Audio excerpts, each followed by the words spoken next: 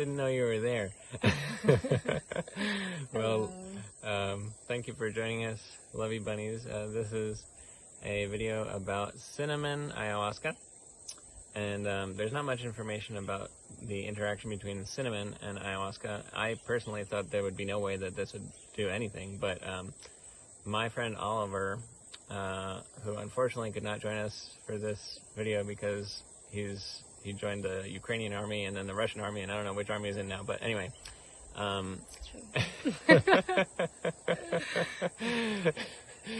So he's had PTSD, very severe, you might say CPTSD, for I think 9 years now, as a result of taking a regular dose of MDMA when he was also taking resveratrol, which is like an antioxidant that a lot of people take from red wine or grapes.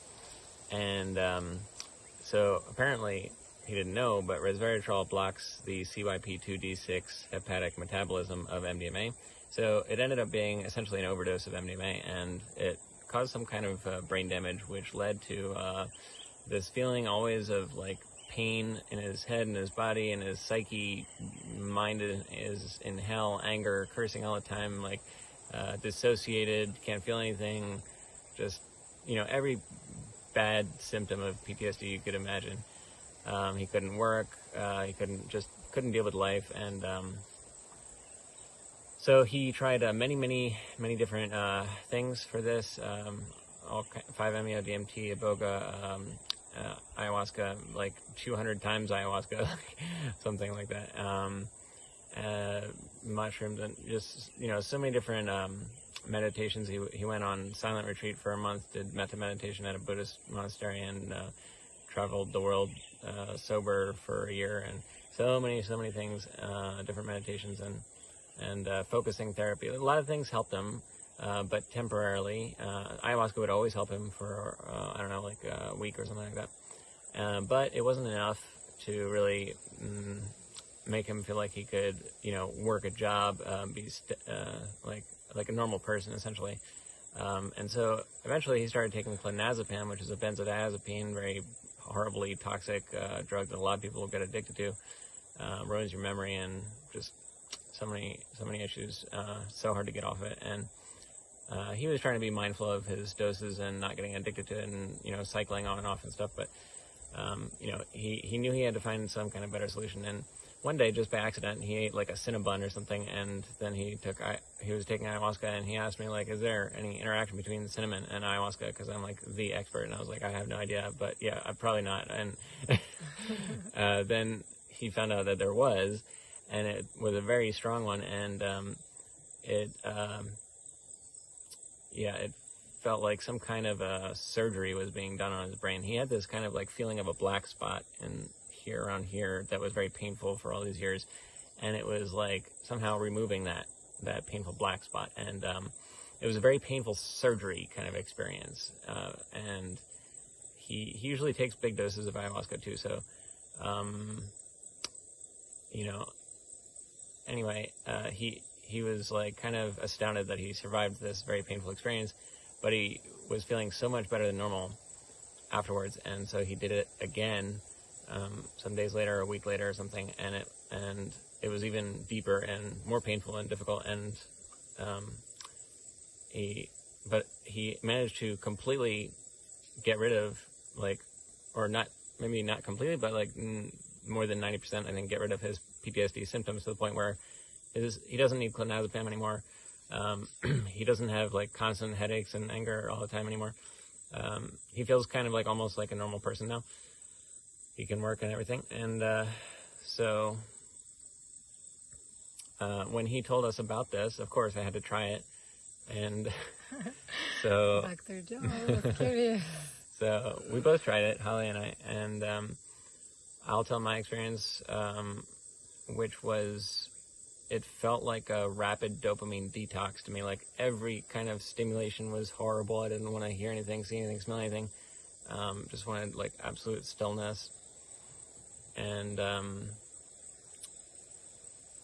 I also had like some kind of like, I only took like 1 gram acacia and 1 gram acacia confusa, 1 gram syrian. So it was like, should have been like fairly low dose experience, but it was pretty powerful. And I had this feeling of like being, almost like in surgery.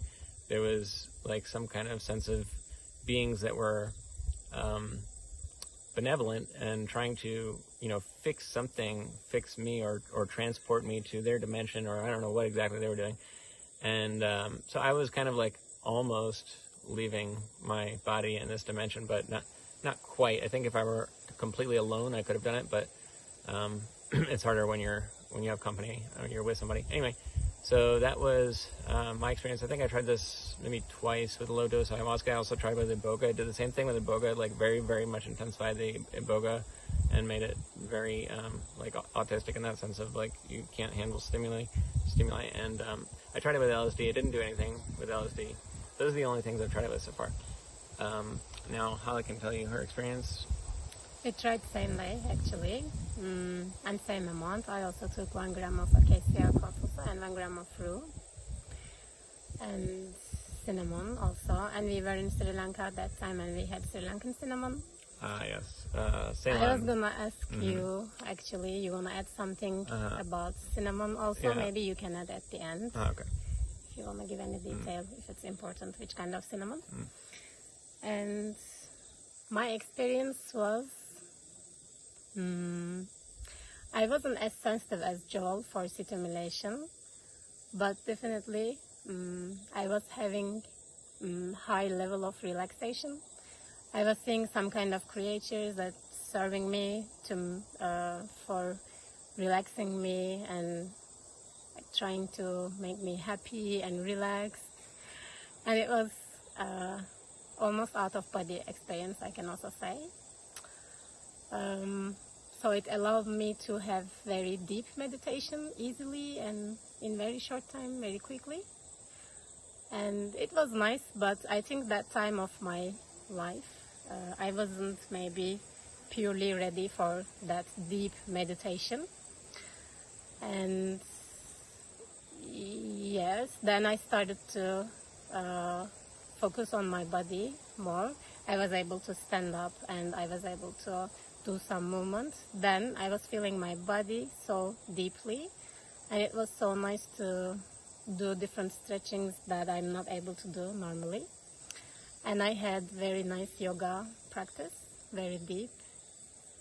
And that day I felt like I opened so many blockages in my body. And it was nice to see also what's it like, that very deep meditation experience. And Yeah.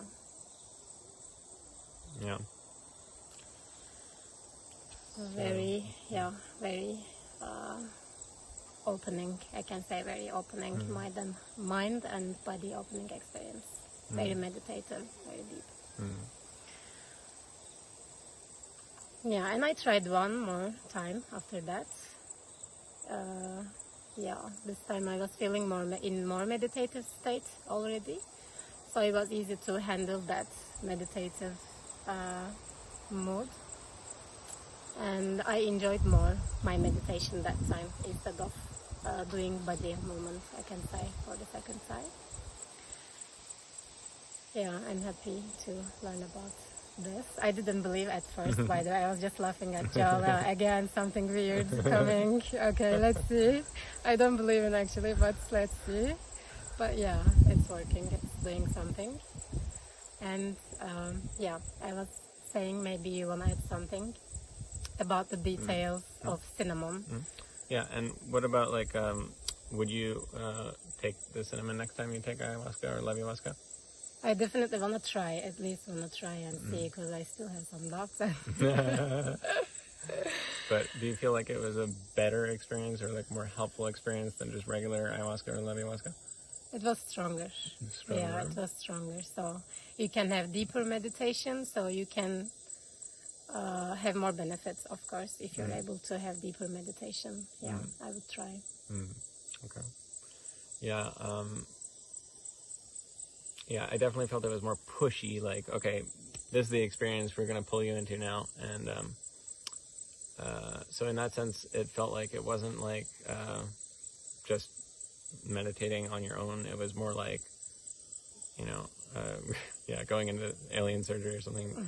But so yeah, I'll try it again. I'm not sure that it's like superior or better or what, but like I think first of all, it is very risky. I think if you take like a large dose of ayahuasca or iboga with the cinnamon, because it really feels extremely like difficult, as Oliver said, and what I noticed myself, even with the low doses, there was a lot of feeling of like, oh God, can I handle this at first? And so I have no idea like how this is possible that cinnamon can do this. And in fact, you only need like a tiny little taste of it. Like you only need, and you can take it before the ayahuasca or during, just as long as you don't take it at the second half, like the tail end. It's not going to do anything at that point probably, but sometimes it does. But you know, I wonder if there's anyone who could explain like what is just a tiny taste of cinnamon doing that could possibly